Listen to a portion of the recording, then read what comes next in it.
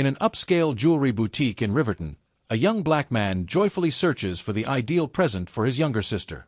However, the instant he enters, that happiness is suddenly shattered by the store employee's distrust.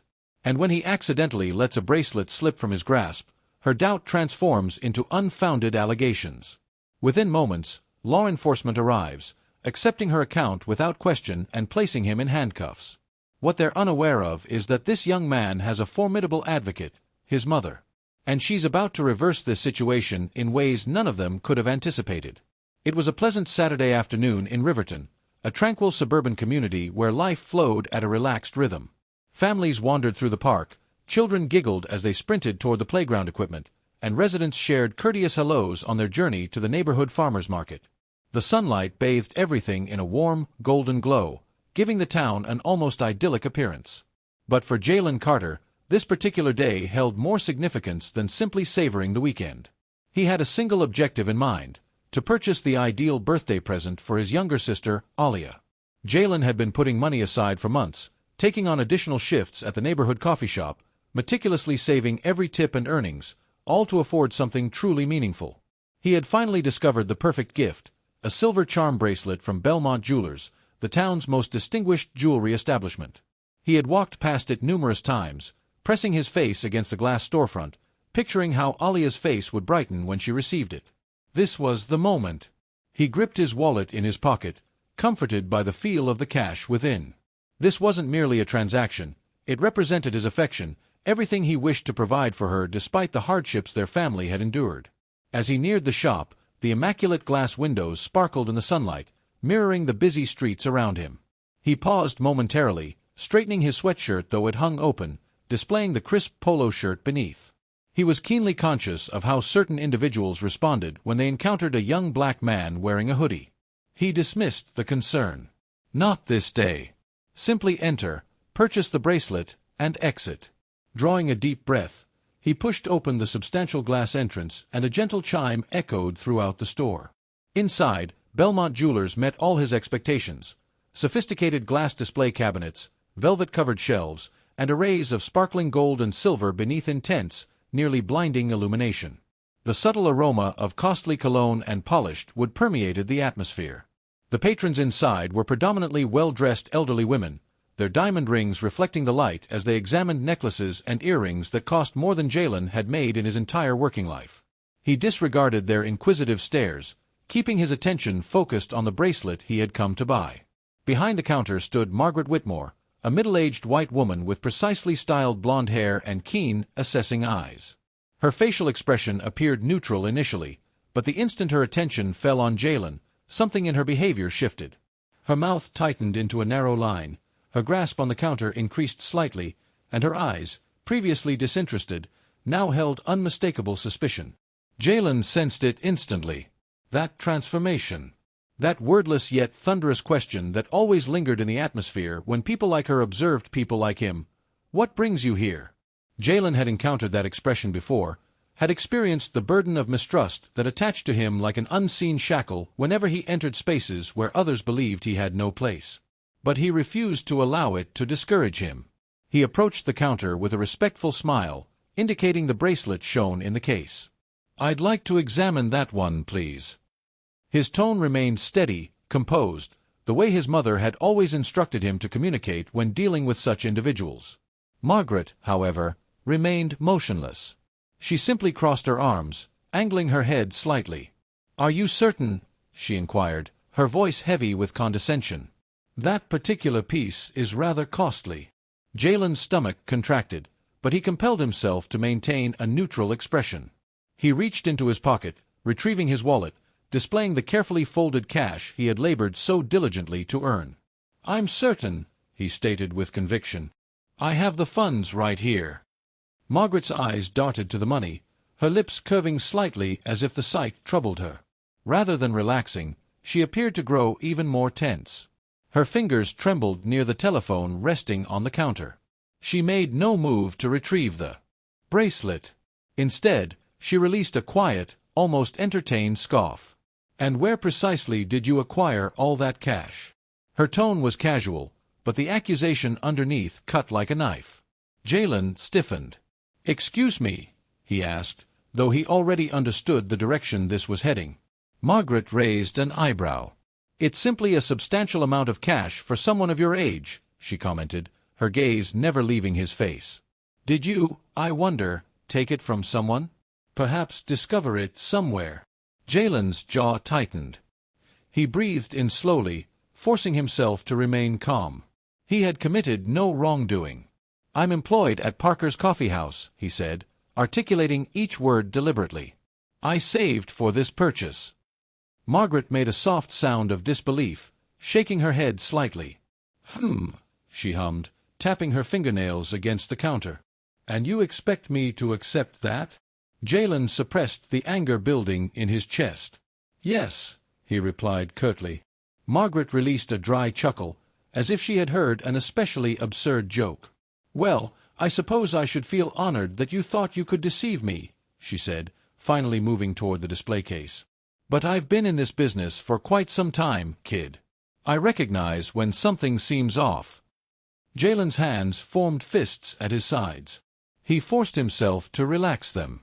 This was meant to be straightforward. He hadn't come here to be degraded. "May I simply see the bracelet, please?" he requested, his patience wearing thin.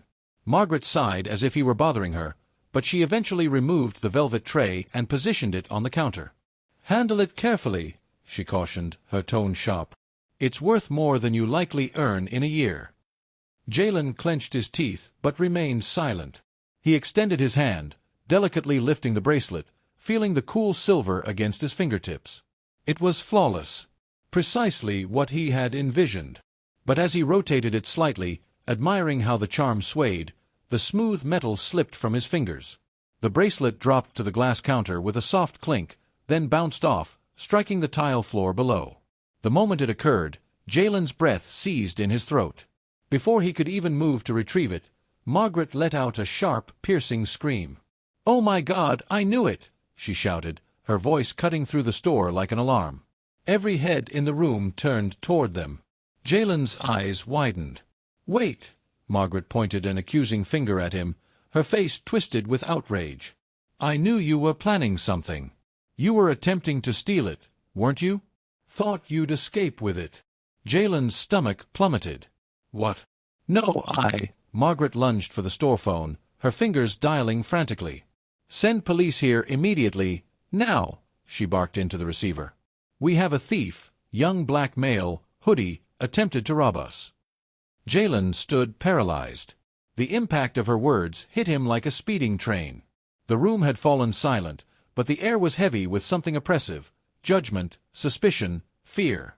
He could sense the eyes of every customer boring into him, the way their posture changed, how a woman gripped her purse more tightly. His mind urged him to speak, to defend himself, but he understood. He knew. No one in that room would believe him over her. Then, in the distance, the wail of approaching sirens pierced the air. The sirens grew more intense, an haunting wail slicing through the previously peaceful afternoon. Jalen felt his pulse pound against his chest as the gravity of the moment overwhelmed him. He had known this was possible. He had witnessed it before on the news, in hushed conversations, in the fear that entered his mother's voice whenever she reminded him to be cautious when he left home. But knowing it could happen and experiencing it were completely different realities. His breathing was constricted in his chest, his fingers trembling at his sides. Every instinct urged him to move, to flee, to resist the blatant falsehood pouring from Margaret's mouth. But he did neither of those things. He remained still, forcing himself to breathe, because anything else, any sudden movement, any poorly chosen word, could worsen this situation. Margaret's voice was sharp and authoritative as she spoke into the phone, her free hand still gripping the counter as though she were the victim in all of this. "Yes, immediately. I need officers at Belmont Jewelers right away. He's still present. He's trying to deny it, but I caught him in the act." Her eyes flicked to Jalen, her lips forming a smirk of pure satisfaction, as if she had been anticipating this moment, as if she had been expecting it. "And please hurry," she added, lowering her voice just enough to sound urgent. "He's becoming hostile." Jalen's stomach twisted. His fists clenched at his sides. Hostile. He had barely uttered a word. He hadn't even moved. Yet she was creating a narrative that everyone in the room was more than ready to accept. He could feel it in how the other customers stepped back, their gazes shifting between him and Margaret, none of them questioning her statements. A woman in a floral dress clutched her purse closer. An older man in a business suit shook his head, as though this was merely confirmation of what he already believed to be true. Jalen swallowed hard, glancing at the bracelet on the floor, the same one that had slipped from his fingers only moments earlier, now a symbol of something far more dangerous. He took a shaky breath and looked Margaret directly in the eyes. "I didn't steal anything," he said, his voice low, controlled, but filled with barely contained fury. "You know that." Margaret scoffed, folding her arms across her chest. "Oh, please, don't act innocent now. You thought you could get away with it, didn't you? But I know your type." She spat the final words with thinly disguised disgust, her gaze flicking to his hoodie, his jeans, the sneakers on his feet. "You walk in here, looking around like you belong, but the moment I turn away, you think you can help yourself. I see it constantly." Jalen's skin burned. "My type." The words tasted bitter in his mouth. He didn't need to ask what she meant. He already knew. Margaret shrugged, feigning innocence. "What? You're acting all offended now? I'm simply stating the facts. Stores like this deal with thieves daily, and I don't need to guess which ones are the trouble." Jalen felt something break inside him, something cold and sharp and suffocating. He wanted to yell, to tell her how wrong she was, how disgusting, how vile, but the words stuck in his throat. It wouldn't matter. Nothing he said would matter. Because in Margaret's eyes, in the eyes of everyone watching, he was already guilty. The store's glass doors burst open with a rush of air, and 2 uniformed police officers stormed in. The room shifted, the energy crackling like a live wire. Conversation ceased instantly, and suddenly all focus was on Jalen. "There he is!" Margaret cried, pointing at him like he was some fugitive from a wanted poster. "That's him. He tried to rob me." Jalen barely had time to react before one of the officers, a tall, burly man with graying hair, his badge reading Sergeant Blake, took a step toward him, already reaching for his handcuffs. "Sir, I need you to place your hands where I can see them." Jalen's breath caught. His fingers twitched at his sides, but he didn't move. Every muscle in his body screamed at him to run, to protect himself, but he forced himself to stay still. Blake's tone sharpened. "I said, hands where I can see them." "I didn't do anything," Jalen said, his voice steadier than he felt. Margaret let out an exaggerated scoff. "Are you seriously going to stand there and argue after I caught you? After you," she gestured wildly toward the bracelet on the floor, "tried to pocket that? The audacity of you people." Jalen flinched. "You people." The second officer, a younger man with sharp eyes, Officer Doyle, hesitated. His gaze flicked between Jalen, Margaret, and the discarded bracelet. Unlike Blake, he wasn't moving in immediately. Jalen noticed the flicker of doubt in his expression. Doyle wasn't completely convinced. But it didn't matter. Blake was already stepping closer, handcuffs at the ready, his face void of hesitation. "Son, I'm going to need you to step outside." Jalen felt his pulse hammering against his skull.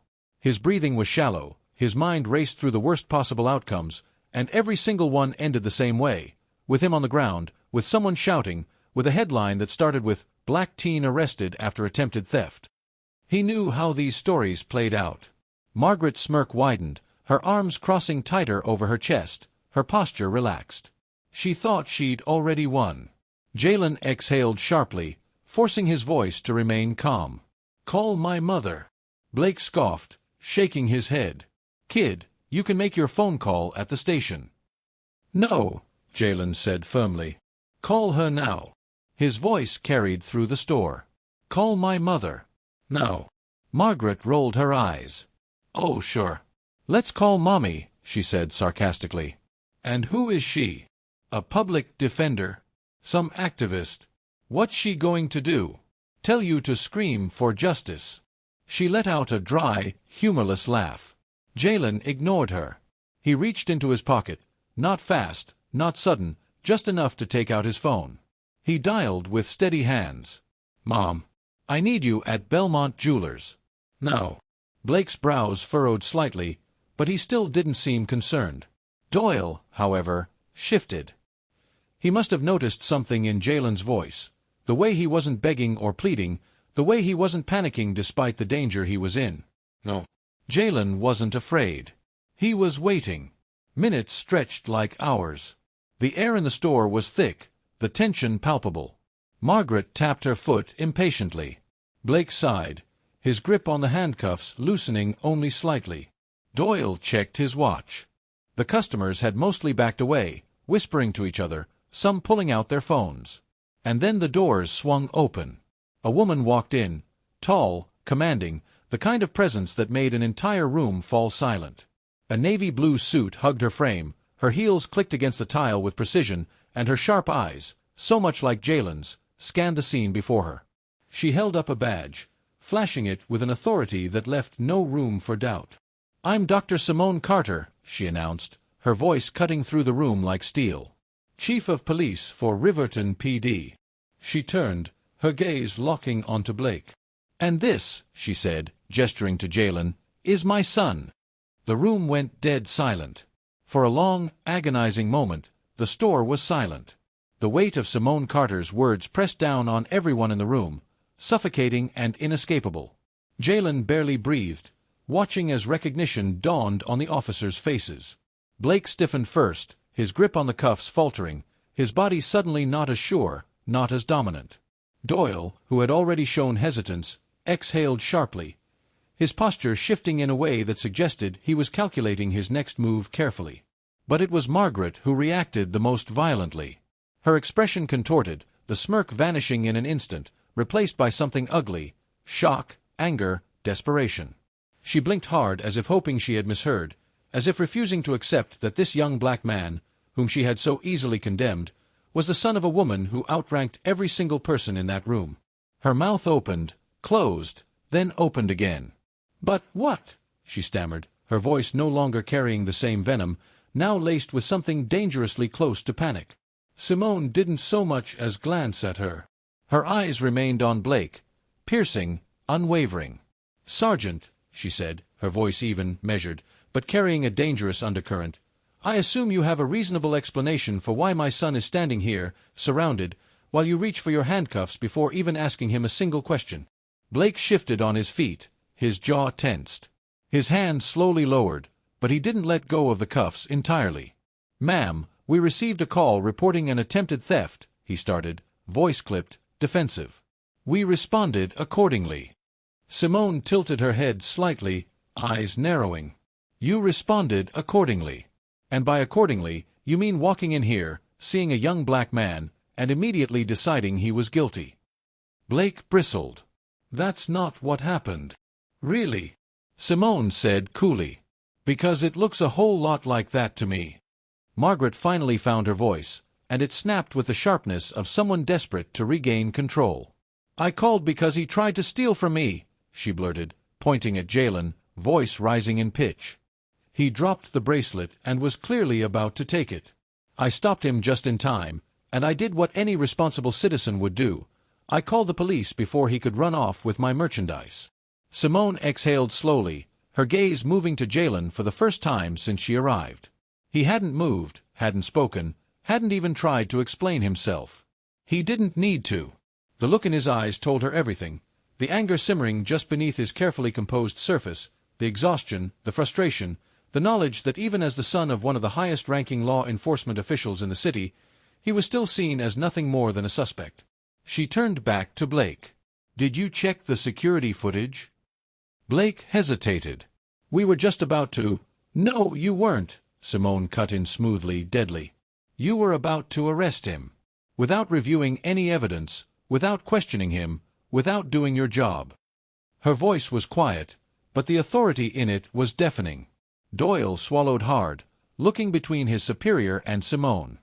His hesitation had already been apparent before, but now, with the weight of the situation fully pressing down on him, it solidified into something tangible. "Ma'am," he interjected, his voice cautious, controlled, but carrying a tinge of regret, "we should check the footage." Blake's eyes snapped to him, the unspoken betrayal clear. But he couldn't argue. Not now. Not with who was standing in front of him. He exhaled sharply through his nose, jaw tightening. Fine. Margaret's face twisted in disbelief. What? No. I told you what happened. You're seriously going to listen to her? She gestured wildly at Simone, then at Jalen, voice dripping with the same disdain she had carried all along. You saw him. You saw how he acted. This is ridiculous. Simone finally turned her full attention to Margaret. And in that moment, the weight of her gaze alone silenced the older woman. Margaret's defiance shrank under the quiet intensity of the chief's stare, as if she suddenly realized that whatever power she thought she had in this moment was slipping through her fingers like sand. Mrs. Whitmore, Simone said, her voice calm but sharp enough to cut steel. Let me make something very, very clear to you. She took a slow, deliberate step forward. You're standing in front of a boy who walked into your store to buy a bracelet for his sister. A boy who saved his own hard-earned money to support your business. A boy who you immediately labeled a thief because you decided, before he even spoke, that he wasn't supposed to be here. She let the words hang in the air, let them sink in, let them wrap around Margaret's throat like a tightening noose. So I hope, for your sake, that security footage tells the story you claim it does. Because if it doesn't, her lips pressed into a thin, deadly line, you will answer for every word you just said. Margaret swallowed thickly, her bravado cracking at the edges. Blake cleared his throat, shifting uncomfortably. Let's check the cameras.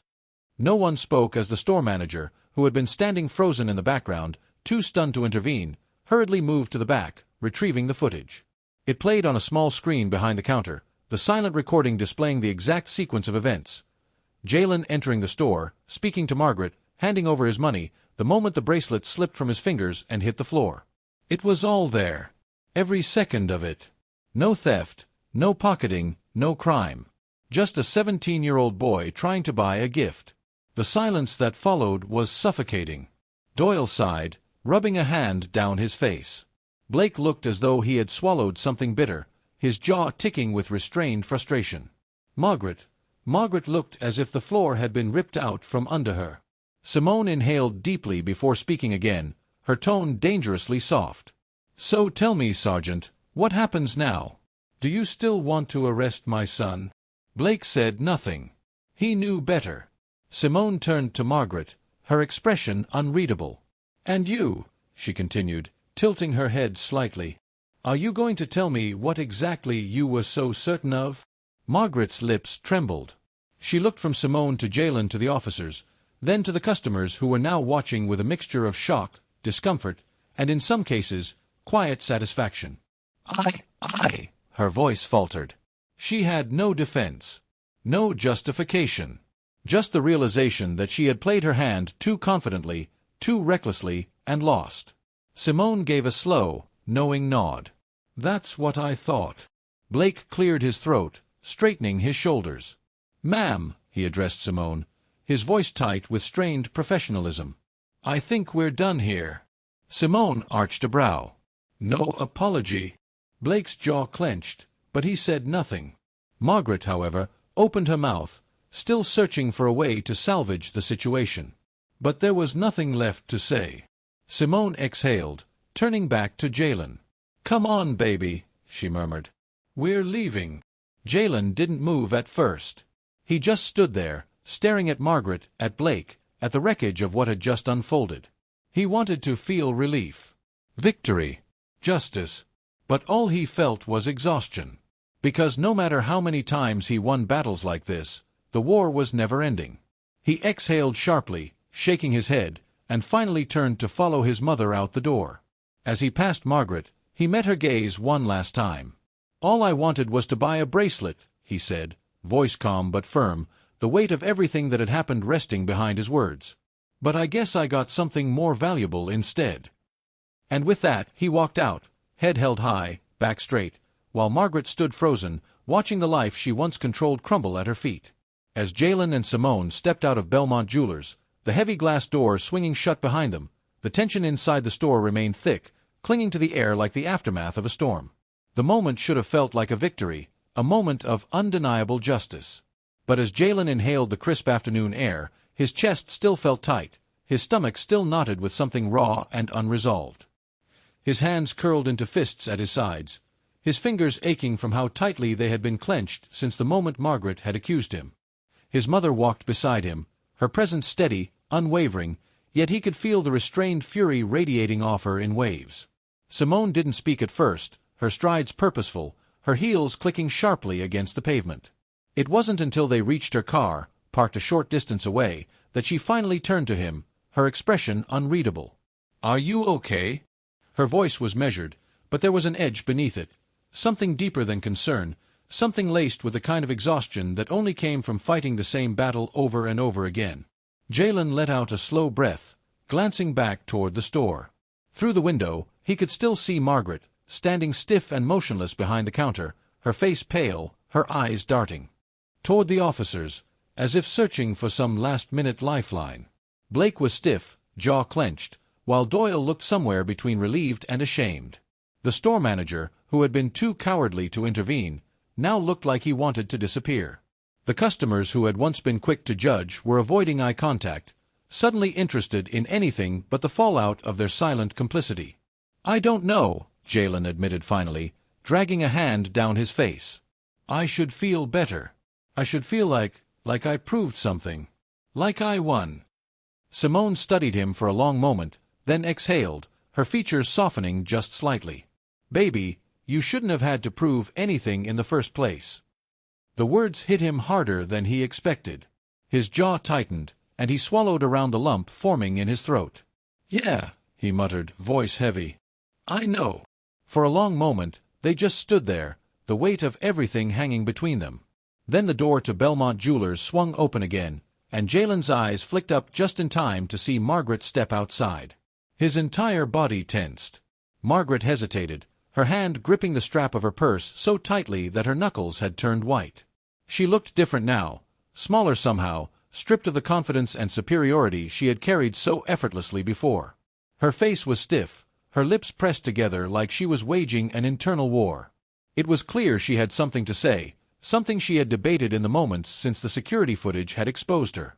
Jalen's heartbeat drummed loudly in his ears as he waited. Margaret took a single step forward, then another. Then she opened her mouth and closed it again. Her throat bobbed. Her eyes flicked to Simone, then back to Jalen. Finally, after what felt like an eternity, she let out a breath and shook her head, her expression shifting into something resembling pathetic, wounded pride. She stuttered, but no words followed. She didn't apologize. She didn't admit she had been wrong. She just walked away. Jalen let out a sharp, humorless laugh.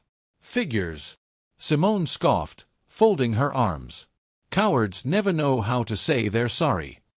Jalen watched as Margaret disappeared down the sidewalk, her posture stiff, her pace quick, like she was trying to outrun the consequences of her own actions. He should have expected it. He should have known that people like her never truly faced what they had done, never really acknowledged the harm they caused. But it still stung.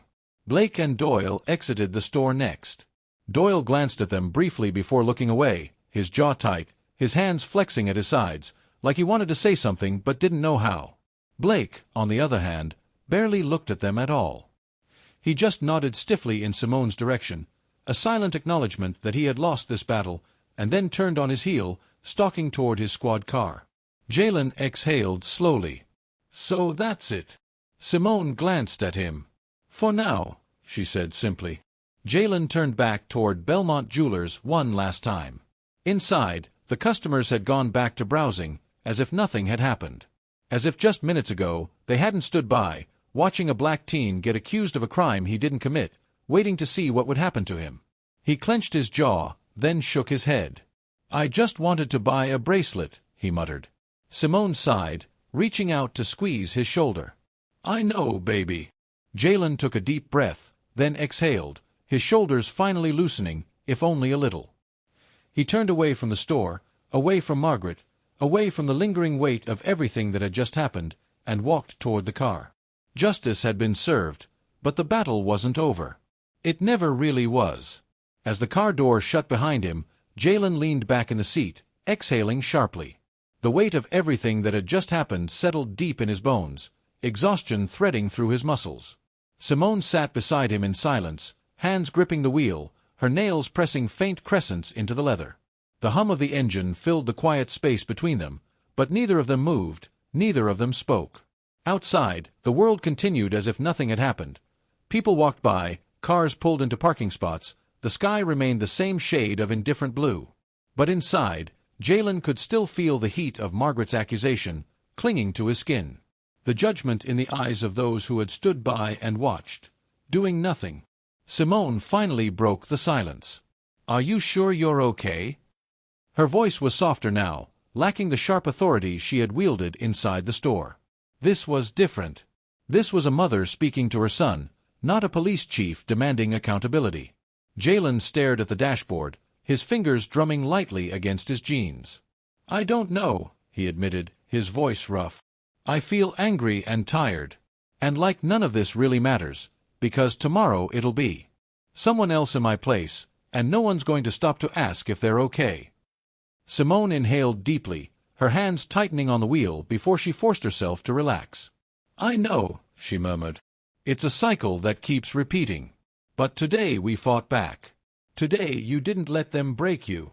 Jalen let out a bitter laugh. "Didn't I? I stood there listening to that woman talk about me like I was nothing, while everyone else just let it happen. And even when she got caught, even when she knew she was wrong, she still couldn't say the words." He turned to Simone, frustration burning behind his eyes.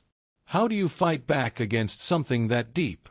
How do you make people see you as a person when they've already decided you're not?" Simone didn't answer right away. She stared straight ahead, lips pressed together in a tight line. When she finally spoke, her voice was quiet but unshakable. "By refusing to let them define you. By making sure that no matter what they see when they look at you, you know who you are. By showing them over and over again that they're wrong, even when they refuse to admit it." Jalen clenched his jaw, looking out the window. It wasn't enough. It never felt like enough. But maybe it was all they had. The silence stretched between them again, but it was different this time, heavier, more settled. Then Simone reached into her purse, pulling out her phone. Jalen frowned as she scrolled through her contacts before pressing a name and lifting the device to her ear. "Who are you calling?" he asked, wary.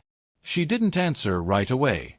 Instead, she waited, her expression unreadable as the line rang. Then, after a pause, she spoke.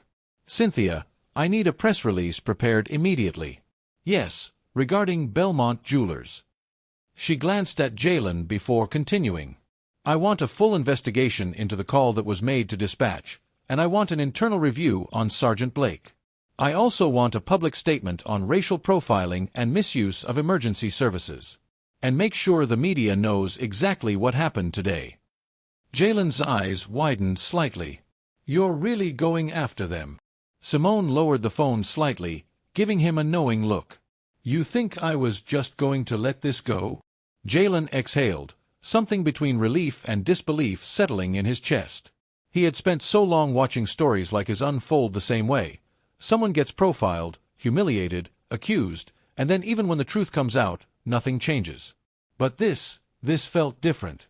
This felt like a fight that wasn't ending the moment they walked out of that store. He nodded slowly, the tension in his shoulders easing just a fraction. "Good." Simone returned to her call. "Oh, and Cynthia, make sure Margaret Whitmore's name is included in the statement. If she thought she could do this without consequences, she was mistaken." Jalen let out a slow breath, glancing down at his hands. Maybe justice wasn't always immediate. Maybe it didn't come neatly packaged with an apology. But sometimes justice looked like accountability. And this time, he wasn't the one who had to carry the weight of it alone. 3 days later, Belmont Jewelers was everywhere. News stations ran segments about the incident, social media exploded with outrage, and the store's Yelp page had been flooded with one-star reviews. Margaret Whitmore had been placed on indefinite leave, though rumors swirled that she had, in reality, been fired. An official statement had been issued.